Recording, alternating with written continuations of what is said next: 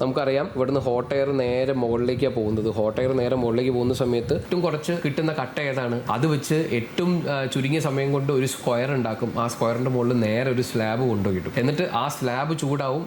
സൺഷെയ്ഡുകളൊക്കെ നമ്മൾ ലെങ്ത് കുറയ്ക്കും. ഇവിടെയും നമുക്ക് ഈ വരാന്തയിലും ചൂട് വരുന്നുണ്ട്. പക്ഷേ ഇത് ഓപ്പൺ ആയി കിടക്കുന്ന കാരണം വലിയ പ്രശ്നമില്ല. ഇവിടെ നമുക്ക് ഇത് അടഞ്ഞു കിടക്കുന്ന കാരണം നമുക്ക് ഈ ഒരു സീലിംഗ്, ഫോൾ സീലിംഗ് തട്ടുമ്പുറം ഇവിടെ ഇല്ലെങ്കിൽ ഈ ചൂട് നേരെ അകത്തേക്ക് വരാനുള്ള സാധ്യത ഉണ്ട്. നമ്മളിപ്പോൾ റീസെന്റ് ആയിട്ട് ചെയ്യുന്ന പ്ലാൻ റിവ്യൂ ചെയ്ത് കൊടുക്കുന്ന സർവീസിലൊക്കെ പക്ഷേ പലപ്പോഴും പ്ലാൻ കാണുമ്പോൾ എന്ന സമയത്ത് തന്നെ നമുക്കറിയാം അതൊരു പ്രോപ്പർ ആയിട്ടുള്ള ട്രെയിൻഡ് ആയിട്ടുള്ള ഒരു ആർക്കിടെക്ട് ചെയ്തിട്ടുള്ളതല്ല. നമ്മുടെ റൂഫ് ഇങ്ങനെ ഉള്ളത് കൊണ്ട് തന്നെ ഡയറക്റ്റ് ആയിട്ട് വെയിൽ നേരെ ഈ റൂഫിന്റെ പ്രൊജക്ഷൻ ഇത്രയും ഉള്ളത് കൊണ്ട് നേരെ നമ്മുടെ ഈ വരാന്തയിലൊന്നും ഒന്നും അടിക്കില്ല. പ്ലാൻ ഫ്രീ ആയി ചെയ്ത് കൊടുക്കുന്ന ആളുകൾ എന്ന് പറഞ്ഞാൽ അവരൊരു ബിൽഡറോ കോൺട്രാക്ടറോ ഒക്കെ ആയിരിക്കും. ആ കൺസ്ട്രക്ഷൻ നമ്മൾ ചെയ്യുകയാണെങ്കിൽ അതിന്റെ പ്ലാൻ നിങ്ങൾക്ക് ഫ്രീ ആയിട്ട് തരാം. അപ്പോൾ ഫ്രീ ആയിട്ട് തരുന്ന പ്ലാനിൽ എത്രത്തോളം ടൈമും എഫേർട്ടും അവർ ചെയ്യുന്നുണ്ടാവും, അവർ ഇടുന്നുണ്ടാവും എന്നുള്ളത് നിങ്ങൾ കൂടെ മനസ്സിലാക്കുക. ഇന്ന് നമ്മൾ സംസാരിച്ച കാര്യങ്ങൾ റിലവൻ്റ് ആയിട്ട് നിങ്ങൾക്ക് തോന്നുകയാണെങ്കിൽ തീർച്ചയായിട്ടും നിങ്ങൾ കമൻറ്റ് ചെയ്യുക.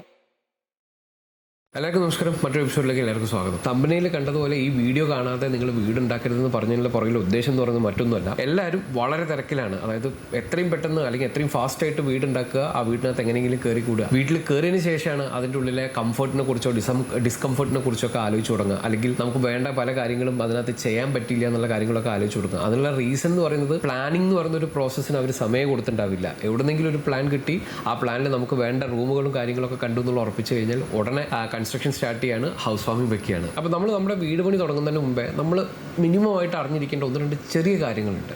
ആ കാര്യങ്ങളൊന്നും മനസ്സിലാക്കി നിങ്ങൾ വീട് പ്ലാൻ ചെയ്ത് കഴിഞ്ഞാൽ അല്ലെങ്കിൽ നിങ്ങളുടെ വീടിൻ്റെ കൺസ്ട്രക്ഷൻ ചെയ്ത് കഴിഞ്ഞിട്ടുണ്ടെങ്കിൽ നിങ്ങൾക്ക് കുറഞ്ഞപക്ഷം വീടിനകത്ത് നല്ല കംഫർട്ടോടു കൂടെ ജീവിക്കാം എന്നുള്ളത് ഉറപ്പിക്കാം. അപ്പോൾ ആ കാര്യങ്ങളിലേക്കാണ് നമ്മൾ ഇന്നത്തെ വീഡിയോയിലുള്ള കാര്യങ്ങൾ ചർച്ച ചെയ്യുന്നത്. അപ്പോൾ ഞാൻ ആർക്കിടെക്ചറും ആർട്ടിക്കലും മറ്റൊരു എപ്പിസോഡിലേക്ക് എല്ലാവർക്കും സ്വാഗതം.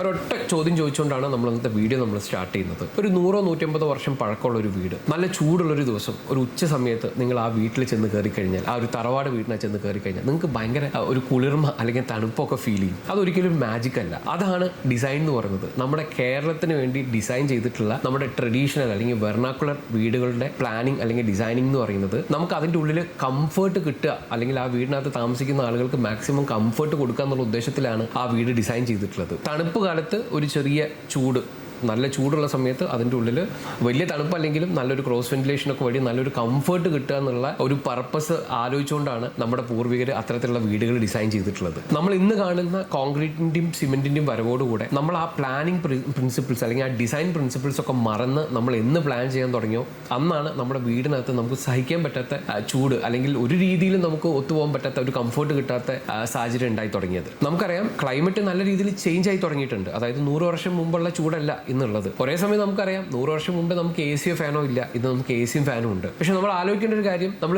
24 അവേഴ്സ് ഈ ഫാനും AC യൂസ് ചെയ്തുകൊണ്ട് ആണ് നമ്മളെ വീട് പ്ലാൻ ചെയ്യാൻ ഉദ്ദേശിക്കുന്നെങ്കിൽ നമുക്ക് പല രീതിയിൽ കാര്യങ്ങൾ ചെയ്യാം. കാരണം അതൊരു കൺസേണേ അല്ല. നമുക്ക് ഇന്ന് ഈ ഗ്ലോബലൈസേഷന്റെ ഭാഗമായിട്ട് ഏത് തരത്തിലുള്ള മെറ്റീരിയൽ നമ്മുടെ നാട്ടിൽ അവൈലബിൾ ആണ്, ഏത് തരത്തിലുള്ള പ്ലാനിങ് നമുക്ക് ചെയ്യാം. നമ്മൾ മുഴുവനായിട്ട് AC അല്ലെങ്കിൽ ഫാനോ ഒക്കെ വെച്ച് അതിനങ്ങ് വർക്ക് ചെയ്യിക്കുകയാണെന്നുണ്ടെങ്കിൽ ഞാൻ ഈ പറയുന്ന കാര്യങ്ങളൊന്നും നിങ്ങൾ ആലോചിക്കേണ്ട. നിങ്ങൾക്ക് നിങ്ങൾ ഉദ്ദേശിക്കുന്ന രീതിയിൽ നിങ്ങളെ വീട് ചെയ്തെടുക്കാം. എന്നാൽ ഫുൾ ടൈം AC-യും ഫാനൊന്നും അല്ല.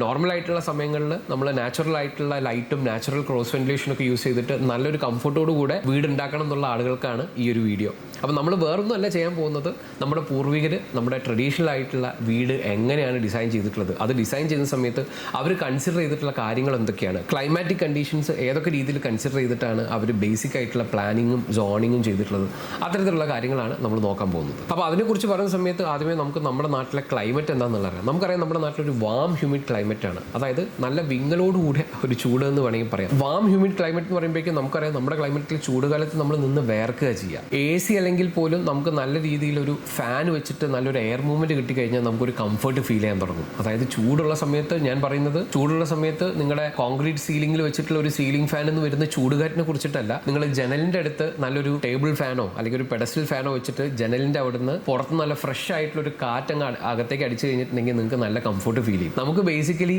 ക്രോസ് വെന്റിലേഷൻ എന്ന് പറയുന്നത് വളരെ ഇമ്പോർട്ടൻ്റ് ആയിട്ടുള്ള കാര്യമാണ്. അപ്പോൾ നമ്മുടെ പൂർവികർ നമ്മുടെ ഈ ഒരു തറവാട് വീടുകൾ അല്ലെങ്കിൽ മുമ്പുള്ള നമ്മുടെ കോവിലകങ്ങളിൽ നിന്നോ അല്ലെങ്കിൽ നാലുകെട്ടുന്നോ ഏകശാല, ദിശാല എന്നൊക്കെ പറഞ്ഞിട്ടുള്ള നമ്മുടെ പഴയ വീടുകളിൽ എങ്ങനെയാണ് ഈ കാര്യങ്ങൾ പല ഡിസൈൻ എലമെൻറ്റുകൾ വെച്ച് അവർ അച്ചീവ് ചെയ്തിട്ടുള്ളതെന്നുള്ളത് നമുക്കൊന്ന് നോക്കാം. അപ്പോൾ അതിനായിട്ട് ഞാൻ നമ്മുടെ ഒരു ട്രഡീഷണൽ ആയിട്ടുള്ള ഒരു 4 കെട്ടിൻ്റെ പ്ലാന്, അതുപോലെ തന്നെ അതിൻ്റെ സെക്ഷൻ എന്ന് പറയുമ്പോഴേക്കും നമുക്കൊരു 4 കെട്ടിനെ കുറുകെ മുറിച്ച് കഴിഞ്ഞാൽ, ഒരു കേക്ക് മുറിക്കുന്ന പോലെ മുറിച്ച് കഴിഞ്ഞാൽ എങ്ങനെയായിരിക്കും ഉണ്ടാവുക, അതിനെങ്ങനെയായിരിക്കും നോക്കിക്കാണുന്നതാണ് നമ്മൾ സെക്ഷനിലൂടെ ഉദ്ദേശിക്കുന്നത്. അപ്പോൾ നമുക്കത് വെച്ചിട്ട് നമുക്ക് കാര്യങ്ങളൊന്നും നോക്കാം. നമ്മുടെ ഈ ഒരു 4 കെട്ട് നോക്കിക്കഴിഞ്ഞാൽ നമുക്ക് ആദ്യം ഇതിൻ്റെ ഓറിയൻറ്റേഷൻ നോക്കാം.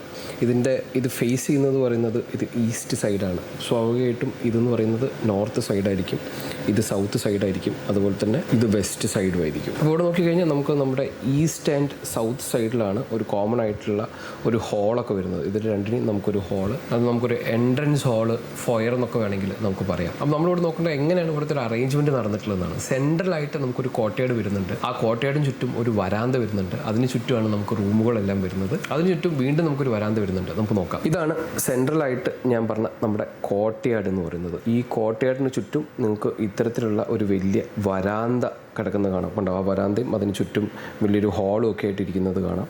അതിന് ചുറ്റുമാണ് നമ്മുടെ റൂമുകളെല്ലാം അറേഞ്ച് ചെയ്തിട്ടുള്ളത്. ഇതെല്ലാം പലതരത്തിലുള്ള റൂമുകൾ നമുക്കിവിടെ വരുന്നുണ്ട്. അതിന് ചുറ്റും വീണ്ടും നമുക്ക് ഒരു വരാന്ത കൊടുത്തിട്ടുള്ളതായിട്ട് കാണാം. കണ്ടോ, ഇത്തരത്തിലുള്ള ഒരു വരാന്ത കൊടുത്തിട്ടുള്ളതായിട്ട് കാണാം. പ്ലാനിങ്ങിലേക്ക് പോകുന്നതിന് മുമ്പേ നമുക്കിതിൻ്റെ ഒരു സെക്ഷനും കൂടെ ഒന്ന് നോക്കാം. സെക്ഷൻ എന്ന് പറയുമ്പോഴേക്കും നമ്മൾ ഇതിനെ ഈ രീതിയിൽ മുറിച്ചതിന് ശേഷം നമ്മളിങ്ങനെ മുകളിലേക്ക് ഇങ്ങനെ നോക്കിക്കഴിഞ്ഞാൽ എങ്ങനെയാണ് സെക്ഷൻ എന്നുള്ളത് നോക്കാം. അപ്പോൾ നമ്മുടെ ആ ഒരു സെക്ഷൻ നോക്കിക്കഴിഞ്ഞാൽ ഇങ്ങനെയായിരിക്കും നമുക്ക് ഉണ്ടാവുക. നമ്മുടെ 4 കെട്ടിൻ്റെ നടുമുറ്റം എന്ന് പറയുന്ന ഭാഗമാണ് ഈ കാണുന്നത്. ആ നടുമുറ്റത്തിൽ ഞാൻ നേരത്തെ പറഞ്ഞ പോലെ ഒരു വരാന്ത. അപ്പോൾ 2 സൈഡിലും നമുക്ക് ആ വരാന്ത കാണാം, കാരണം സെക്ഷൻ മുറിച്ചതാണല്ലോ. ഓക്കെ, ആ വരാന്ത കഴിഞ്ഞ് വീണ്ടും നമ്മുടെ റൂമുകൾ വരുന്ന ഭാഗമാണിത്. 2 സൈഡിലും നമുക്ക് റൂമുകൾ വരുന്ന ഭാഗമാണ്. ആ റൂം കഴിഞ്ഞാൽ വീണ്ടും നമുക്കൊരു വരാന്ത വരുന്നുണ്ട്, ത്രൂ ഔട്ട് ഒരു വരാന്ത വരുന്നുണ്ട്. ആ വരാന്ത കഴിഞ്ഞ് നമ്മുടെ മുറ്റമായിരിക്കും വരുന്നത്. അപ്പോൾ ഞാൻ ഈ സെക്ഷൻ കാണിച്ചതെന്ന് പറഞ്ഞാൽ ഇതിനകത്ത് പല ലെവലുകൾ നിങ്ങൾ കാണുന്നുണ്ട്, അതുപോലെ തന്നെ വരാന്തകൾ നിങ്ങൾ കാണുന്നുണ്ട്. അപ്പോൾ ആ വരാന്തകളൊക്കെ എങ്ങനെയാണ് നമ്മുടെ നാച്ചുറൽ ലൈറ്റ് എന്ന് പറയുമ്പോഴേക്കും നമുക്ക് സൂര്യനാണ് നമുക്ക് നാച്ചുറൽ ലൈറ്റ് തരുന്നത്. നാച്ചുറൽ വെന്റിലേഷൻ എന്ന് പറയുന്നത് നമുക്കറിയാം, നമ്മുടെ കാറ്റിൻ്റെ മൂവ്മെൻറ്റ് നമുക്കറിയാം. നമ്മൾ ഇതിൽ അറിഞ്ഞിരിക്കേണ്ട ഒരു കാര്യം എന്ന് പറയുന്നത് ഹോട്ടായിട്ടുള്ള എയർ എന്ന് പറയുന്നത് എപ്പോഴും ലൈറ്റർ ആയതുകൊണ്ട് അത് മുകളിലേക്ക് പോകും. ഓക്കെ, അപ്പോൾ ഈ ഒരു ഹോട്ട് എയറിൻ്റെയും കൂൾ എയറിൻ്റെയും ഒരു ഡിഫറൻസ്, അതിൻ്റെ ഒരു പ്രഷർ ഡിഫറൻസ് കാരണമാണ് നമുക്കൊരു എയർ മൂവ്മെൻറ്റ് ഉണ്ടാകുന്നത്, നമുക്കൊരു കാറ്റ് ഉണ്ടാകുന്നത്. ഞാൻ അത്രയും ഡീറ്റെയിലേക്ക് പോകുന്നില്ല, നിങ്ങൾ ഇത്രയും മനസ്സിലാക്കുക. ഹോട്ട് എയർ മുകളിലേക്ക് പോകും. ഹോട്ട് എയർ പോകുന്ന സമയത്ത് അവിടെ ഒരു ചെറിയ നെഗറ്റീവ് പ്രഷറൊക്കെ ക്രിയേറ്റ് ചെയ്ത് പുറത്തുനിന്ന് ഫ്രഷ് എയർ അകത്തേക്ക് വലിച്ചെടുക്കും.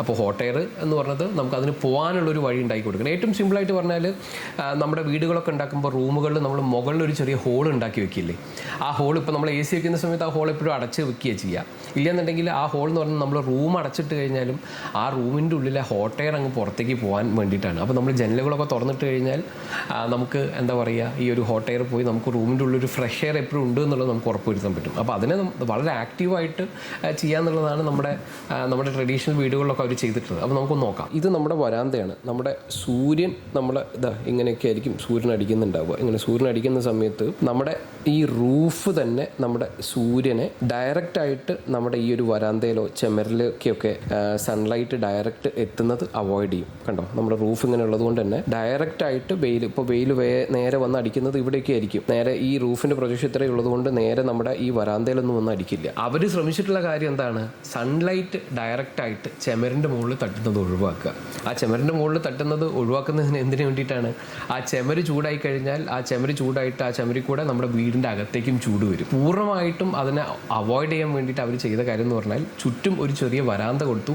ആ വരാന്ത കൂടെ കവറാവുന്ന രീതിയിലാണ് നമ്മുടെ റൂഫിൻ്റെ ഓവർഹാങ് വന്നു നിന്നിട്ടുള്ളത്. വരാന്ത കഴിഞ്ഞാണ് നമ്മുടെ അടുത്ത മെയിൻ ചെമര് വരുന്നത്. ഇത് കണ്ടോ, ഈ രീതിയിൽ ചെമരുകൾ വരുന്നുണ്ട്. ആ ചെമര് കഴിഞ്ഞ് നമുക്കൊരു തട്ടുംപുറം വരുന്നുണ്ട്, പ്രോപ്പറായിട്ടുള്ള ഒരു തട്ടുംപുറം വരുന്നുണ്ട്. അത് കഴിഞ്ഞ് വീണ്ടും നമുക്കൊരു വരാന്ത വരുന്നുണ്ട്, പിന്നെ നമ്മുടെ കോട്ടയാടാണ് വരുന്നത്. അപ്പോൾ ഇവിടെ തന്നെ കാണിച്ചിട്ടുള്ളത് നിങ്ങൾക്ക് കാണാം. ഇവിടെ നമ്മുടെ ഹോട്ട് എയർ എന്ന് പറയുന്നത് മുകളിലേക്ക് പോകും, കാരണം ഇവിടെ ഓപ്പൺ ആയി കിടക്കുകയാണ്. അപ്പോൾ ഇവിടെ വരുന്ന ഹോട്ട് എയർ പോകുന്ന സമയത്ത് ഓട്ടോമാറ്റിക്കായിട്ട് നമുക്ക് ഇവിടെ ഒരു നെഗറ്റീവ് പ്രഷറൊക്കെ വന്ന് പുറത്തുനിന്നുള്ള ഫ്രഷ് എയർ നമ്മുടെ കോട്ടയാട്ടിലേക്ക് ആകർഷിക്കപ്പെടും. ഇത് കണ്ടോ, കോട്ടയാട്ടിലേക്ക് ഫ്രഷ് എയർ വന്ന് അപ്പോൾ ഇവിടെ ഹോട്ട് എയർ മുകളിലേക്ക് പോകുന്ന അനുസരിച്ചിട്ട് ഇവിടെ ഒരു നെഗറ്റീവ് പ്രഷർ ക്രിയേറ്റ് ചെയ്ത് അതിനെ റീപ്ലേസ് ചെയ്യുന്നതിന് വേണ്ടിയിട്ട് ഭംഗിയായിട്ട് ഫ്രഷ് എയർ നമ്മുടെ ജനലുകളിലൂടെയും വാതിലൂടെയും ഒക്കെ അകത്തേക്ക് വരും. പ്രോപ്പറായിട്ട് നമ്മൾ കോട്ടയാട് ചെയ്ത് അതിൻ്റെ ഓപ്പണിങ്ങും കാര്യങ്ങളൊക്കെ വൃത്തിക്ക് ചെയ്ത് കഴിഞ്ഞാൽ ഇങ്ങനെ തന്നെയാണ് സംഭവിക്കുന്നത്. അതായത് നമ്മുടെ കോട്ടയാട്ടിൽ മുകളിൽ ഓപ്പൺ ടു സ്കൈ ആണ്. നിങ്ങൾ കോട്ടയാട്ടിൽ ഗ്ലാസ് വെച്ച് അടച്ചു കഴിഞ്ഞാൽ ഈ ഒരു വെന്റിലേഷൻ നടന്നോളം നിർബന്ധമില്ല. നിങ്ങൾ ഓപ്പൺ ആക്കി തന്നെ അത് വെക്കുകയാണെന്നുണ്ടെങ്കിൽ ഗ്രില്ലൊക്കെ വെച്ച് സെക്യൂർ ചെയ്യാം. അത് ഓപ്പൺ ആക്കി വെച്ച് കഴിഞ്ഞാൽ ആ ഒരു ഹോട്ട് എയർ മുകളിലേക്ക് പോകുന്നത് വഴി നമ്മൾ ആ ഒരു ഏരിയയിൽ ഒരു നെഗറ്റീവ് പ്രഷർ ക്രിയേറ്റ് ചെയ്ത് പുറത്തുനിന്ന് നമ്മൾ ജനലുകളൊക്കെ തുറന്നിടുകയാണെങ്കിൽ പുറത്തുനിന്ന് ഫ്രഷ് എയർ അകത്തേക്ക് വരും. ഇതാണ് അവർ നോക്കി കണ്ടിട്ടുള്ള ഏറ്റവും ഒരു പ്രിൻസിപ്പിൾ എന്ന് പറയുന്നത്. അതുപോലെ തന്നെ നമ്മുടെ ചെമരുകളിൽ നിന്നും ഒക്കെ അകത്തേക്ക് ചൂട് വരാതിരിക്കാൻ വേണ്ടിയിട്ട് ചെമരിലൊക്കെ ഡയറക്റ്റായിട്ട് വെയിൽ അടിക്കുന്നില്ല എന്നുള്ളത് അവർ ഉറപ്പുവരുത്തിയിട്ടുണ്ട്. അതുപോലെ തന്നെ നമ്മുടെ ഈ ഒരു തട്ടുംപുറം എങ്ങനെയാണ് വർക്ക് ചെയ്യുന്നത് നമുക്ക് നോക്കാം. നമുക്കറിയാം ഈ തട്ടുംപുറം എന്ന് പറയുന്നത് എപ്പോഴും ചൂടുള്ള സ്ഥലം തന്നെയായിരിക്കും. കാരണം നമ്മുടെ സൺലൈറ്റ് ഈ രീതിയിൽ ഇങ്ങനെ വന്നടിച്ച് ഈ സൂര്യൻ്റെ ചൂട് നേരെ നമുക്കിവിടെ അകത്തേക്കായിരിക്കും വരുന്നുണ്ടാവുക. ഈ സൈഡിൽ നിന്നും അതേപോലെ ഇവിടെ ആയിരിക്കും ചൂട് മുഴുവൻ വരുന്നുണ്ടാവുക. ഇവിടെയും നമുക്ക് ഈ വരാന്തയിലും ചൂട് വരുന്നുണ്ട്. പക്ഷേ ഇത് ഓപ്പൺ ആയി കിടക്കുന്ന കാരണം വലിയ പ്രശ്നമില്ല. ഇവിടെ നമുക്ക് ഇത് അടഞ്ഞു കിടക്കുന്ന കാരണം നമുക്ക് ഈ ഒരു സീലിംഗ്, ഫോൾ സീലിംഗ്, തട്ടുംപുറം ഇവിടെ ഇല്ലെങ്കിൽ ഈ ചൂട് നേരെ അകത്തേക്ക് വരാനുള്ള സാധ്യത ഉണ്ട്. അത് തന്നെയാണ് ഇവിടെ സംഭവിക്കുന്നത്. നമ്മളിങ്ങനെ നോക്കിക്കഴിഞ്ഞാൽ ഈ സീലിംഗ് ഇവിടെ ഇല്ലായിരുന്നെങ്കിൽ ഇവിടെ നിന്ന് വെയിലടിച്ചിട്ട് ഇവിടെ വരുന്ന ചൂട് മുഴുവൻ നമുക്ക് വീണ്ടും ഇവിടേക്ക് വരാനുള്ള ഒരു സാഹചര്യമുണ്ട്. അതുകൊണ്ട് തന്നെ നമ്മൾ നോക്കിക്കഴിഞ്ഞാൽ തട്ടുംപുറം എന്ന് പറയുന്ന സ്ഥലം പലപ്പോഴും വുഡിലൊക്കെ ആയിരിക്കും അത് ചെയ്തിട്ടുണ്ടാവുക. എന്നിട്ട് ആ തട്ടുംപുറത്തേക്കുള്ള പോർഷനിൽ നമ്മൾ വീടിന്റെ പുറത്തുനിന്ന് നോക്കിക്കഴിഞ്ഞാൽ മച്ച് എന്നൊക്കെ പറഞ്ഞിട്ട് കുറെ മരം വെച്ചിട്ട് ഒരു ഗ്രില്ല് പോലെയൊക്കെ ചെയ്തേക്കുന്നത് കാണാം. മറ്റൊന്നുമല്ല, ആ തട്ടുംപുറം വെൽ വെന്റിലേറ്റഡ് ആയിരിക്കും. അവിടെ ചൂടാവുന്ന എയറും നല്ല രീതിയിൽ പുറത്തേക്ക് പോകുന്ന രീതിയിലാണ് നമ്മൾ പൂർവികർ അതെല്ലാം ഡിസൈൻ ചെയ്തിട്ടുള്ളത്. അപ്പോൾ ഡയറക്റ്റായിട്ട് നമ്മുടെ ഓടിൻ്റെ അടിയിൽ നിന്ന് വരുന്ന ചൂട് നമ്മുടെ റൂമിനകത്തേക്ക് വരാതിരിക്കുക. നമ്മൾ ഇപ്പോൾ ചില തറവാട് വീടുകളിലൊക്കെ ആ വരാന്തയിൽ പോയിരുന്നു കഴിഞ്ഞാൽ ചിലപ്പോൾ നിങ്ങൾക്കൊരു ചൂട് തോന്നുന്നുണ്ടാവും. കാരണം നേരെ ഓടായിരിക്കും കാണുന്നുണ്ടാവുക. പക്ഷേ ആ ചൂടിനെ കുറയ്ക്കുന്ന വേണ്ടിയിട്ട് പണ്ട് പല ബഡ്ജറ്റിലുള്ള ആളുകളായിരിക്കുമല്ലോ, നല്ല ബഡ്ജറ്റിലുള്ള ആളുകൾ ഉള്ളിൽ സീലിംഗോടും കൂടെ ഒക്കെ വെച്ച് ചെയ്തിട്ടുണ്ടാവും. അപ്പോൾ സീലിംഗോട് വെച്ച് ചെയ്യുമ്പോഴേക്കും ആ ഓടിൽ നിന്നുള്ള ചൂട് നമുക്ക് കുറേ കൂടെ കുറയ്ക്കാൻ പറ്റും. അധികം ബഡ്ജറ്റില്ലാത്ത വീടുകളൊക്കെ ആണെങ്കിൽ സീലിംഗോട് ഇല്ലാതെ ആയിരിക്കും ചെയ്തിട്ടുണ്ടാവുക. എന്നാൽ പോലും വരാന്ത എന്ന് പറയുന്നത് ഓപ്പൺ ആയി കിടക്കുന്നതുകൊണ്ട് അവിടെ കാറ്റൊക്കെ അടിച്ചിട്ട് ആ ഒരു ചൂട് നമ്മൾ അറിയാത്ത ഒരു സ്ഥിതിയായിരിക്കും പലപ്പോഴും ഉണ്ടാവുക. ഇല്ലെന്നുണ്ടെങ്കിൽ ആ ഓടിൻ്റെ അടുത്ത് നിന്ന് ഒരു ചൂട് വരുന്നതായിട്ട് നമുക്ക് അറിയാൻ പറ്റും. എന്തായാലും അകത്ത് നമുക്ക് തട്ടുംപുറം ഉള്ളത് കൊണ്ട് നമുക്ക് അവിടുത്തെ ചൂട്, അതായത് ആ ഓട് ചൂടായിട്ടുള്ള ചൂട് തീരെ നമ്മൾ അറിയാത്തൊരു സാഹചര്യമായിരിക്കും ഉണ്ടാവുക. കോട്ടയാട് എന്ന് പറയുന്നത് ഓൾറെഡി ഡിപ്പായി കിടക്കുകയാണ്. അതിന് ചുറ്റുമാണ് നമുക്കൊരു വരാന്ത വരുന്നത്. അപ്പോൾ നമുക്ക് മനസ്സിലാക്കാം, നമുക്ക് ഇവിടെയും നമുക്ക് വെയിലടിക്കുന്നുണ്ട്. കണ്ടോ, ഈ രീതിയിൽ അടിക്കുന്ന വെയിൽ ഇനി നേരെ വന്ന് അടിക്കുകയാണെങ്കിലും നമ്മുടെ ഈ വരാന്തയിലൊക്കെ ആയിരിക്കും വന്ന് വീഴുന്നത്. എന്നിട്ട് നമുക്കൊരു റിഫ്ലക്റ്റഡ് ആയിട്ടുള്ള ലൈറ്റ് ആയിരിക്കും നമുക്ക് നമ്മുടെ റൂമിനകത്തേക്കൊക്കെ കിട്ടുക. അത് ഈവൻ നമ്മുടെ പുറത്ത് നമ്മൾ നോക്കിക്കഴിഞ്ഞാലും ഒരു വെയിൽ നമ്മുടെ വരാന്തയിലേക്കൊക്കെ അടിക്കുന്നുണ്ടെങ്കിൽ നമുക്ക് റിഫ്ലക്റ്റഡ് ആയിട്ടുള്ള ലൈറ്റ് നമുക്ക് അകത്തേക്ക് കിട്ടുന്നുണ്ട്. അതായത് ചൂട് മുഴുവൻ ഇവിടെ വന്ന് ട്രാപ്ഡ് ആവും, നമുക്ക് റിഫ്ലക്റ്റഡ് ആയിട്ടുള്ള ലൈറ്റ് അകത്ത് കിട്ടും. റിഫ്ലക്റ്റഡ് ലൈറ്റ് കിട്ടുക എന്നുള്ള ഉദ്ദേശത്തിലാണ് ഇത്തരത്തിലുള്ള വരാന്തകളൊക്കെ കൊടുക്കുന്നത്. അപ്പോൾ നിങ്ങൾ നോക്കിയാൽ മതി, ആ വരാന്തയിൽ വന്ന് വെയിലടിച്ചിട്ട് ആ വരാന്ത ചൂടാവുന്നുണ്ടാവും. പക്ഷെ അവിടെ നമുക്ക് ഓപ്പൺ ആയി കിടക്കുന്നതുകൊണ്ട് തന്നെ അവിടെ കാറ്റൊക്കെ അടിച്ച് ആ ഒരു ചൂട് മാറുന്നുണ്ടാവും. നമുക്ക് നേരെ വീടിനകത്തേക്ക് നമുക്ക് റിഫ്ലക്റ്റഡ് ആയിട്ടുള്ള നാച്ചുറൽ ലൈറ്റ് നമുക്ക് കിട്ടാൻ ഹെൽപ്ഫുൾ ആവും. അതുപോലെ തന്നെ നമുക്ക് കോട്ടയാട്ടിൽ നോക്കിക്കഴിഞ്ഞാൽ നിങ്ങൾ ശ്രദ്ധിച്ചാൽ മതി, കോട്ടയാടിനകത്ത് നല്ല റിഫ്ലക്റ്റഡ് ആയിട്ടുള്ള ലൈറ്റാണ് നമുക്ക് അകത്തേക്ക് വരുന്നുണ്ടാവുക. ഇനി കോട്ടയാട് ചൂടാവുകയാണെങ്കിൽ പോലും കുഴപ്പമില്ല, കാരണം ആ ചൂട് നമുക്ക് നേരെ മുകളിലേക്ക് പൊക്കോളും. അങ്ങനെ സംഭവിക്കുമ്പോൾ അത് ആക്ച്വലി അത്തരത്തിലുള്ള ഒരു പ്രോസസ്സ് നടക്കുന്നതിന് വേണ്ടിയിട്ടാണ് അവർ ചെയ്തത് വേണമെങ്കിൽ നമുക്ക് വിചാരിക്കും. കാരണം എന്താ വെച്ചാൽ ഡയറക്റ്റ് വെയിലടിച്ചിട്ട് നമ്മൾ കോട്ടയാട് ചൂടാവുമ്പോൾ സ്വാഭാവികമായിട്ട് അവിടെ എയർ ഹോട്ടാവും, എയർ മുകളിലേക്ക് പോകും. അപ്പോൾ അതുവഴി പുറത്തുനിന്നുള്ള നമ്മുടെ ഈ റൂമിനകത്തേക്കുള്ള എയറിനെ ഈ ഹോട്ട് എയർ നേരെ പിടിച്ച് മുകളിലേക്ക് കൊണ്ടുപോകുമ്പോൾ പുറത്തുനിന്ന് ഫ്രഷ് എയർ നമ്മുടെ വീടിൻ്റെ അകത്തേക്ക് വരും. അതുവഴി നമുക്ക് ഭംഗിയായിട്ടുള്ള ഒരു കൂളിംഗ് അല്ലെങ്കിൽ ഒരു കംഫോർട്ട് എന്ന് പറയുന്നത് നമുക്ക് വീടിനകത്ത് ഉണ്ടാക്കുക എന്നുള്ളതാണ് നമ്മുടെ പൂർവികർ ചെയ്തിട്ടുള്ളത്. നമ്മൾ ഈ പറയുന്ന ട്രഡീഷണൽ വീടിൻ്റെ ഒരു വരാന്ത നമ്മൾ ഈ പ്ലാനൊക്കെ കണ്ടു. അതിൻ്റെ ഒരു യഥാർത്ഥത്തിൽ അത് എങ്ങനെയാണ് വർക്കൗട്ട് ആവുന്നുള്ളത് നമുക്ക് നോക്കാം. അതുപോലെ തന്നെ ഇത്തരത്തിലുള്ള ട്രഡീഷണൽ വീടുകൾ നിങ്ങൾ നോക്കിയാൽ മതി, ഭയങ്കര ആയിട്ടുള്ള നാച്ചുറൽ ലൈറ്റ് ആയിരിക്കില്ല, ആവശ്യത്തിനുള്ള ഒരു ഡിം ആയിട്ടുള്ള ലൈറ്റ് ആയിരിക്കും പലപ്പോഴും. അത് ഇന്നത്തെ ഒരു കോണ്ടെക്സ്റ്റിൽ പല ആളുകൾക്ക് അതൊരു പ്രയാസമായിരിക്കും എന്ന് പറഞ്ഞാൽ വളരെ ഡിം ആയിട്ടുള്ള ലൈറ്റ് ആയിരിക്കും ചിലപ്പോൾ ഉണ്ടാകുന്നത്. ഏതായാലും അതെങ്ങനെ ഉണ്ട് എന്നുള്ളത് നമുക്കൊന്ന് നോക്കാം. ഇപ്പോൾ ഇവിടെ നോക്കിക്കഴിഞ്ഞാൽ ഇത് കണ്ടോ, ഇതാണ് നമ്മൾ നേരത്തെ കണ്ട ഒരു വരാന്ത എന്നൊക്കെ പറയുന്നത്. ഇവിടെ നമുക്ക് ആ വരാന്ത വരുന്നുണ്ട്. അത് കഴിഞ്ഞിട്ട് നമുക്ക് ഇത്തരത്തിലുള്ള ഒരു പ്ലാറ്റ്ഫോം, അത് കഴിഞ്ഞ് ഇത്തരത്തിലുള്ള ഒരു ചെറിയ അന്നത്തെ ആവശ്യങ്ങൾക്കായിട്ടുള്ള തിണ്ണ എന്നൊക്കെ പറയുന്ന പോലത്തെ കാര്യങ്ങളാണ്. അപ്പോൾ ഇവിടെ നിങ്ങൾ നോക്കിക്കഴിഞ്ഞാൽ ഇതാ പുറത്ത് നല്ല രീതിയിൽ വെയിലടിക്കുന്നുണ്ട്. ആ വെയിൽ ഏത് രീതിയിലാണ് റിഫ്ലക്റ്റഡ് ആയിട്ടുള്ള ലൈറ്റ് നമുക്ക് നമ്മുടെ സ്പേസിലൊക്കെ കിട്ടുന്നതെന്നുള്ളത് നോക്കാം. ഡയറക്റ്റ് ലൈറ്റ് വന്ന് അടിച്ച് നമുക്ക് ഇത്തരത്തിലുള്ള റിഫ്ലക്റ്റഡ് ആയിട്ടുള്ള ലൈറ്റാണ് നമുക്ക് ഇവിടെ കിട്ടുന്നത്. ഡയറക്റ്റ് സൺലൈറ്റിനെ ഇത് ചെയ്യാൻ വേണ്ടിയിട്ട് എന്താ പറയുക, അതിനെ പ്രൊട്ടക്ട് ചെയ്യുന്നതിന് വേണ്ടിയിട്ട് ഇതേ രീതിയിൽ ഇത്തിരി ഓവർഹാങ് കേട്ട് നമ്മുടെ റൂഫുണ്ട്. അതുപോലെ തന്നെ ഇവിടെ നോക്കിക്കഴിഞ്ഞാൽ സീലിംഗ് ടൈലൊക്കെ ഉപയോഗിച്ചിട്ടുള്ളത് നമുക്ക് കാണാം. ഇവിടെയും ഓടിൽ വെയിൽ വന്ന് അടിക്കുന്ന സമയത്ത് ആ ഇരിക്കുന്ന സ്ഥലങ്ങളിൽ ചൂടാവാൻ അവിടെ നമ്മൾ നോക്കിക്കഴിഞ്ഞാൽ നമുക്കറിയാം അത് ഓപ്പൺ ആയി തന്നെയാണ് കിടക്കുന്നത്. എന്നാലും അവിടെ വന്ന് വെയിലടിച്ച് ആ ഓടിൻ്റെ അടിയിൽ നമുക്ക് ചൂട് അടിക്കാനുള്ള സാധ്യത ഉണ്ട്. അപ്പോൾ അതിനെ ഒഴിവാക്കാൻ വേണ്ടിയിട്ട് അവിടെ ഭംഗിയായിട്ട് സീലിംഗ് ബോർഡ് ഉപയോഗിച്ചിട്ടുണ്ട്. പിന്നെ നമുക്ക് ആ നടുമുറ്റത്തിൻ്റെ ഭാഗം കൂടെ ഒന്നോ, ഈ നടുമുറ്റം നോക്കിക്കഴിഞ്ഞാൽ നിങ്ങൾക്ക് മനസ്സിലാവും ഇപ്പോൾ അവിടെ ഫാനൊക്കെ കാണുന്നുണ്ട്. അത് കാലക്രമേണയുള്ള വന്ന കാര്യങ്ങളായിരിക്കും. കാരണം ഇന്നത്തെ ഒരു ചൂട് നമുക്കറിയാമല്ലോ. ഏതായാലും സീലിംഗിൽ നമുക്ക് സീലിംഗ് ബോർഡ് കൂടെ കാണാം. കാരണം ആ സീലിംഗ് ബോർഡ് ഉള്ളത് കൊണ്ട് ഓടിലടിക്കുന്ന ഡയറക്റ്റ് ചൂട് നല്ല രീതിയിൽ കുറഞ്ഞിട്ടായിരിക്കും എന്തായാലും സീലിംഗ് ബോർഡിലേക്ക് എത്തുന്നുണ്ടാവും. അപ്പോൾ അവിടെ ഫാൻ ഇട്ട് കഴിഞ്ഞാൽ നമുക്ക് കുറേ കൂടെ സമാധാനം ഉണ്ടാവുമെന്ന് വിചാരിക്കാം. അതുപോലെ തന്നെ ആ കോട്ടയാട്ടിൽ നിങ്ങൾ ലൈറ്റ് അടിക്കുന്നത് നോക്കിക്കഴിഞ്ഞാൽ ഈ കോട്ടയാട്ടിൽ നല്ല രീതിയിൽ വെട്ടം വന്ന് വീഴുന്നത്, വെയിൽ വന്ന് വീഴുന്നത് കാണാം. ആ വെയിൽ കുറച്ചൊക്കെ ഇങ്ങോട്ടും ചാടിയിരിക്കുന്നതൊക്കെ നമുക്ക് കാണാം. ഈ ഒരു ഏരിയയിൽ മുഴുവൻ നമുക്ക് റിഫ്ലക്റ്റഡ് ആയിട്ടുള്ള ലൈറ്റ് ഭംഗിയായിട്ട് വന്ന് വീഴുന്നത് നമുക്ക് കാണാം. ഇത് കണ്ടോ, ഈ റിഫ്ലക്റ്റഡ് ആയിട്ട് ലൈറ്റ് ഈ സീലിംഗ് ബോർഡിലേക്കൊക്കെ ഇങ്ങനെ ചിന്നി കയറുന്നതൊക്കെ നമുക്ക് കാണാം. നമ്മൾ ഇന്നത്തെ കോണ്ടെക്സ്റ്റിലാണെങ്കിൽ അതിൻ്റെ അടിയിൽ ഒരു പ്രൊഫൈൽ ലൈറ്റോ അല്ലെങ്കിൽ സ്ട്രിപ്പ് ലൈറ്റോ ഒക്കെ വെച്ച് കഴിഞ്ഞാൽ ആ സീലിംഗിലേക്ക് ലൈറ്റ് അടിക്കുന്ന രീതിയിൽ നാച്ചുറൽ ആയിട്ടുള്ള സൺലൈറ്റ് അടിക്കുന്നത് നമുക്ക് ഭംഗിയായിട്ട് കാണാൻ പറ്റും. അപ്പോൾ ഈ ഒരു വരാന്തയിൽ മുഴുവനായിട്ട്, ഇനി ഈ വരാന്തയിൽ ഡയറക്റ്റ് വെയിൽ വന്ന് വീണാലും ശരിയാണ്, ഈ വരാന്ത ചൂടാവുന്നുണ്ടാവും. ആ വരാന്ത ചൂടാവും, അല്ലെങ്കിൽ ഇവിടുത്തെ എയർ ചൂടായി കഴിഞ്ഞാൽ നമുക്കറിയാം ഇവിടുന്ന് ഹോട്ട് എയർ നേരെ മുകളിലേക്കാണ് പോകുന്നത്. ഹോട്ട് എയർ നേരെ മുകളിലേക്ക് പോകുന്ന സമയത്ത് പുറത്തുനിന്ന് ഫ്രഷ് എയറിനെ അകത്തേക്ക് വലിച്ചു കൊണ്ടുവന്ന് നമുക്ക് ഈ ഏരിയ മുഴുവൻ വെല്ലായിട്ട് ഒരു എയർ സർക്കുലേറ്റഡ് ആയി ആ ഹോട്ട് എയർ നേരെ മുകളിലേക്ക് പോകുന്ന ഒരു രീതിയിലാണ് പൂർവികർ ഇത്തരത്തിലുള്ള ഫ്ലോർ പ്ലാനൊക്കെ, അതായത് നമ്മുടെ ഈ 4 കെട്ട് എന്ന് പറയുന്ന കാര്യങ്ങളൊക്കെ ചെയ്തിട്ടുള്ളത്. അപ്പോൾ നിങ്ങളൊന്ന് ഓർത്ത് നോക്കൂ, ഇന്നത്തെ കോണ്ടെക്സ്റ്റിൽ നമ്മൾ എങ്ങനെയാണ് പ്ലാൻ ചെയ്യുന്നത്. ഇൻ്റർനെറ്റിൽ നിന്നോ അല്ലെങ്കിൽ വേറെ ആരെങ്കിലും ചെയ്തിട്ടുള്ള ഒരു പ്ലാൻ എടുത്ത് നേരെ നമ്മളെ വീട്ടിൽ നമ്മുടെ പറമ്പിൽ കൊണ്ടുപോയി വെച്ച് അവിടുത്തെ സർക്കുലേഷനോ കാര്യങ്ങളോ ഒന്നും നോക്കാതെ ഏതെങ്കിലും രീതിയിൽ ഫർണിച്ചർ ലേഔട്ടൊക്കെ ഇട്ട് നമ്മൾ അതിനകത്ത് ചൂടെടുക്കുന്നു എന്ന് പറയുന്നത്, അല്ലെങ്കിൽ ഇന്നത്തെ കൺസ്ട്രക്ഷൻ്റെ അകത്ത് ചൂടുണ്ട് എന്ന് പറയുന്നത് വേറെ ആരുടെയും മിസ്റ്റേക്ക് അല്ല, നമ്മുടെ തന്നെ മിസ്റ്റേക്കാണ്. അതായത് പ്രോപ്പറായിട്ട് നമ്മുടെ കോണ്ടെക്സ്റ്റ്, നമ്മുടെ ക്ലൈമറ്റ്, അവിടെയുള്ള സാഹചര്യങ്ങളെ കണക്കിലെടുത്തിട്ട് വീടിനെ നമുക്ക് ഇന്നും ഇത് ഇത്രയും വലിയ പ്ലാൻ വേണമെന്നല്ല, നമ്മൾ വളരെ കോമ്പാക്റ്റ് ആയിട്ട് പ്ലാൻ ചെയ്യുകയാണെങ്കിലും ഇത്തരത്തിലുള്ള ക്രോസ് വെന്റിലേഷനും നമ്മുടെ ക്ലൈമറ്റിനെ മനസ്സിലാക്കി അതിന് വേണ്ട കാര്യങ്ങളെ കോർത്തിണക്കിക്കൊണ്ട് നമ്മൾ വീട് ചെയ്താൽ ഇന്നും നമുക്ക് താമസയോഗ്യമായിട്ടുള്ള കംഫർട്ടബിൾ ആയിട്ടുള്ള വീടുകൾ ചെയ്തെടുക്കാം. പക്ഷേ ഇന്നത്തെ ഒരു കോണ്ടെക്സ്റ്റിൽ പലപ്പോഴും ആളുകൾ ബഡ്ജറ്റ് മാത്രമാണ് നോക്കുന്നത്. അതായത് ഏറ്റവും കുറച്ച് കിട്ടുന്ന കട്ട ഏതാണ്, സിമെന്റ് ബ്ലോക്ക് ആണെങ്കിൽ സിമെന്റ് ബ്ലോക്ക്, അല്ലെങ്കിൽ കോൺക്രീറ്റ് ബ്ലോക്ക് ആണെങ്കിൽ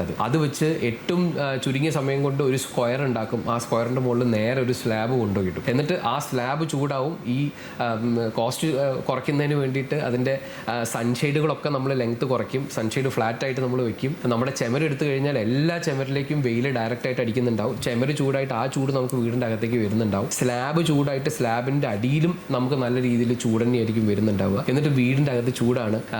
ഇതിനെ റെസിസ്റ്റ് ചെയ്യാൻ വേണ്ടിയിട്ട് നമ്മൾ AC വല്ലതും കൊണ്ടുവന്ന് വെക്കും. അല്ലെങ്കിൽ സീലിംഗിൽ നമ്മൾ ഫാൻ വെച്ച് കഴിഞ്ഞാൽ ആ ഫാനും ചൂടുകാറ്റ് തന്നെ ആയിരിക്കും താഴത്തേക്ക് അടിക്കുന്നുണ്ടാവുക. ഈ കാര്യങ്ങളൊന്നും നോക്കാതെ നമ്മൾ വീടിനകത്ത് ചൂടാന്ന് പറയുന്നത്, ഇതിനകത്ത് വലിയ റോക്കറ്റ് സയൻസ് ഒന്നും നമ്മൾ പറഞ്ഞിട്ടില്ല. പ്രോപ്പറായിട്ട് ആർക്കിടെക്ചർ പഠിച്ച ഒരാളെ സംബന്ധിച്ചിടത്തോളം അവരുടെ കോഴ്സിൽ പഠിക്കുന്ന ഏറ്റവും ചെറിയ കാര്യമാണിത്. നമുക്കിതിനെ കൂടുതൽ നമ്മളിതിനെ മനസ്സിലാക്കി നമ്മൾ പ്രാക്ടീസ് ചെയ്യുന്ന സമയത്ത് ഒത്തിരി കാര്യങ്ങൾ നമുക്ക് ചെയ്തെടുക്കാം. ഞാൻ എന്തുകൊണ്ടാണ് നിങ്ങൾ ഒരു പ്ലാൻ പ്രിപ്പയർ ചെയ്യുന്ന സമയത്ത് ട്രെയിൻഡ് ആയിട്ടുള്ള ഒരാളെ, തീർച്ചയായിട്ടും ആർക്കിടെക്ട് എന്ന് പറഞ്ഞാൽ ട്രെയിൻഡ് ആയിട്ടുള്ള ഒരാളാണ്. ഇനി അതല്ല ആർക്കിടെക്ചർ പഠിച്ചിട്ടില്ല, പക്ഷേ ഇത്തരത്തിലുള്ള കാര്യങ്ങളെ കുറിച്ചിട്ടൊക്കെ അവർ പഠിച്ച് അതിനെക്കുറിച്ചൊക്കെ കാര്യങ്ങൾ ചെയ്യുന്ന ഒരാളാണെങ്കിൽ തീർച്ചയായിട്ടും അത് എത്രത്തോളം ആളുകൾ ചെയ്യുന്നുണ്ട് എന്നുള്ളത് എനിക്ക് സംശയമാണ്. കാരണം നമ്മളിപ്പോൾ റീസെൻ്റ് ആയിട്ട് ചെയ്യുന്ന പ്ലാൻ റിവ്യൂ ചെയ്ത് കൊടുക്കുന്ന സർവീസിലൊക്കെ നമ്മൾ കണ്ടിട്ടുള്ളത് ആർക്കിടെക്ട് പ്ലാൻ വരച്ചു എന്ന് പറഞ്ഞിട്ടാണ് പ്ലാൻ കൊണ്ടുവരുന്നത്. പക്ഷേ പലപ്പോഴും പ്ലാൻ കാണുമ്പോൾ എന്ന സമയത്ത് തന്നെ നമുക്കറിയാം അതൊരു പ്രോപ്പർ ആയിട്ടുള്ള ട്രെയിൻഡ് ആയിട്ടുള്ള ഒരു ആർക്കിടെക്ട് ചെയ്തിട്ടുള്ളതല്ല എന്ന് മനസ്സിലാക്കുന്ന പ്ലാനുകളാണ്. സാധാരണ ഒരാളെ സംബന്ധിച്ചിടത്തോളം അവർ ആർക്കിടെക്ട് എന്ന് പറയുന്നത് പ്ലാൻ വരയ്ക്കുന്ന എല്ലാ ആളുകളൊന്നും ആർക്കിടെക്ട് എന്ന് പറഞ്ഞിട്ടാണ് അവരെ തന്നെ ഇൻട്രൊഡ്യൂസ് ചെയ്യുന്നത്. ആർക്കിടെക്ചർ പഠിച്ച് 5 വർഷത്തെ ഈ ആർക്കിടെക്ചർ എന്ന് പറഞ്ഞൊരു കോഴ്സ് പഠിച്ച് കൗൺസിൽ ഓഫ് ആർക്കിടെക്ചർ എന്ന് പറഞ്ഞ അതിനകത്ത് രജിസ്റ്റർ ചെയ്ത ഒരാളെയാണ് നമ്മൾ പലപ്പോഴും ആർക്കിടെക്ട് എന്ന് പോലും വിളിക്കുന്നത്. അപ്പോൾ അതൊന്നും നമ്മുടെ ഇന്നത്തെ ചർച്ചാ വിഷയമല്ല. പക്ഷേ ഞാൻ നിങ്ങൾ കാര്യങ്ങൾ മനസ്സിലാക്കുന്നതിന് പറയുകയാണ്, നിങ്ങൾ വീട് ഉണ്ടാക്കുന്ന സമയത്ത് പ്രോപ്പറായിട്ട് ട്രെയിൻഡ് ആയിട്ടുള്ള ഒരാൾ, അപ്പോൾ നിങ്ങൾ മനസ്സിലാക്കേണ്ട ഒരു കാര്യം എന്ന് പറയുന്നത്, ട്രെയിൻഡ് ആയിട്ടുള്ള ഈ ഒരു 5 വർഷത്തേക്ക് ഒരു കോഴ്സൊക്കെ എടുത്ത് ട്രെയിൻഡ് ആയിട്ടുള്ള ഒരാൾ ഒരു കാരണവശാലും നിങ്ങൾക്കൊരു പ്ലാൻ ഫ്രീ ആയിട്ട് പ്ലാൻ ചെയ്തു തരുമെന്ന് എനിക്ക് തോന്നുന്നില്ല. പലപ്പോഴും ഇത്തരത്തിൽ പ്ലാൻ ഫ്രീ ആയി ചെയ്തു കൊടുക്കുന്ന ആളുകൾ എന്ന് പറഞ്ഞാൽ അവരൊരു ബിൽഡറോ കോൺട്രാക്ടറോ ഒക്കെ ആയിരിക്കും. അപ്പോൾ നിങ്ങൾ ആ വർക്ക് നമുക്ക് തരികയാണെങ്കിൽ, ആ കൺസ്ട്രക്ഷൻ നമ്മൾ ചെയ്യുകയാണെങ്കിൽ അതിൻ്റെ പ്ലാൻ നിങ്ങൾക്ക് ഫ്രീ ആയിട്ട് തരാം. അപ്പോൾ ഫ്രീ ആയിട്ട് തരുന്ന പ്ലാനിൽ എത്രത്തോളം ടൈമും എഫേർട്ടും അവർ ചെയ്യുന്നുണ്ടാവും, അവർ ഇടുന്നുണ്ടാവും എന്നുള്ളത് നിങ്ങൾ കൂടെ മനസ്സിലാക്കുക. നിങ്ങൾ വലിയൊരു എമൗണ്ട് സ്പെൻഡ് ചെയ്ത് ഉണ്ടാക്കുന്ന ഒരു വീടിന് പ്ലാൻ ഫ്രീ ആയിട്ട് കിട്ടുമെന്ന് പറഞ്ഞിട്ട് അതെങ്ങനെയെങ്കിലും നിർമ്മിച്ചിട്ട് അതിൻ്റെ ഉള്ളിൽ എങ്ങനെയെങ്കിലും കാലം മുമ്പോട്ട് പോകണോ, അല്ലെങ്കിൽ പ്രോപ്പറായിട്ട് ആ പ്ലാനിങ്ങിനൊക്കെ ഒരു സമയം ചെലവഴിച്ച് പ്രോപ്പറായിട്ട് ആ ഒരു പ്ലാൻ ചെയ്തിട്ട്, തീർച്ചയായിട്ടും ഈ വീടുണ്ടാക്കുക എന്ന് പറയുന്നത് ഒരു കൂട്ടായിട്ടുള്ള ഒരു പ്രവർത്തനമാണ്. അതായത് ഈ പറയുന്ന ആർക്കിടെക്ട് തന്നെ കല്ല് ചുവന്നുകൊണ്ട് അല്ല നിങ്ങളുടെ വീടുണ്ടാക്കി തരുന്നത്. തീർച്ചയായിട്ടും ഒരു കോൺട്രാക്ടറിന് അവിടെ ആവശ്യമാണ്, ഒരു ബിൽഡർ ആവശ്യമാണ്. അപ്പോൾ ഒരു ടീം വർക്കാണ്. പ്രോപ്പറായിട്ട് പ്ലാനിങ് ചെയ്യുന്നതിന് അതിന് ട്രെയിനിങ് കിട്ടിയിട്ടുള്ള ആൾ തന്നെ അവരത് പ്ലാൻ ചെയ്ത് നല്ലൊരു ബിൽഡറെ അല്ലെങ്കിൽ നല്ലൊരു കോൺട്രാക്ടറുടെ കൂടെ കാര്യങ്ങളൊക്കെ ഡിസ്കസ് ചെയ്ത് അതിൻ്റെ കൺസ്ട്രക്ഷൻ ക്വാളിറ്റി കാരണം കൺസ്ട്രക്ഷനെ കുറിച്ച് കൂടുതൽ എക്സ്പീരിയൻസ് ഉണ്ടാവുക തീർച്ചയായിട്ടും കോൺട്രാക്ടർക്ക് തന്നെയാണ്. അത് പാളിച്ചകൾ വന്നിട്ടോ അല്ലെങ്കിൽ അതിൻ്റെ കാര്യങ്ങൾ എങ്ങനെയൊക്കെ ശ്രദ്ധിക്കണം എന്നുള്ളത് കുറേ കൂടെ അറിയുന്ന ആൾ ഒരു ബിൽഡർ തന്നെയായിരിക്കും. ഒരു സിവിൽ എഞ്ചിനീയറിംഗ് കഴിഞ്ഞ ഒരു സ്ട്രക്ചറിനെ കുറിച്ച് ധാരണയുള്ള ഒരാളും നിങ്ങൾ ഇത്തരത്തിലുള്ള ഒരു കോൺട്രാക്ടറും ഒരു ആർക്കിടെക്റ്റും ഒക്കെ ചേർന്നിട്ട് നിങ്ങൾ പ്രോപ്പറായിട്ട് നിങ്ങളെ വീട് ഉണ്ടാക്കാനായിട്ട് പറ്റട്ടെ എന്നുള്ള ആശംസിച്ചുകൊണ്ട് ഞാൻ ഇന്നത്തെ വീഡിയോ സ്റ്റോപ്പ് ചെയ്യാണ്. അപ്പോൾ തീർച്ചയായിട്ടും ഇന്ന് നമ്മൾ സംസാരിച്ച കാര്യങ്ങൾ റിലവൻ്റ് ആയിട്ട് നിങ്ങൾക്ക് തോന്നുകയാണെങ്കിൽ തീർച്ചയായിട്ടും നിങ്ങൾ കമൻറ്റ് ചെയ്യുക. ഈ വീഡിയോ നിങ്ങൾ വീടൊക്കെ ചെയ്യുന്ന ആളുകൾ ഷെയർ ചെയ്ത് കൊടുക്കുക. നമുക്ക് അടുത്ത വീഡിയോയിൽ കാണാം. ബൈ.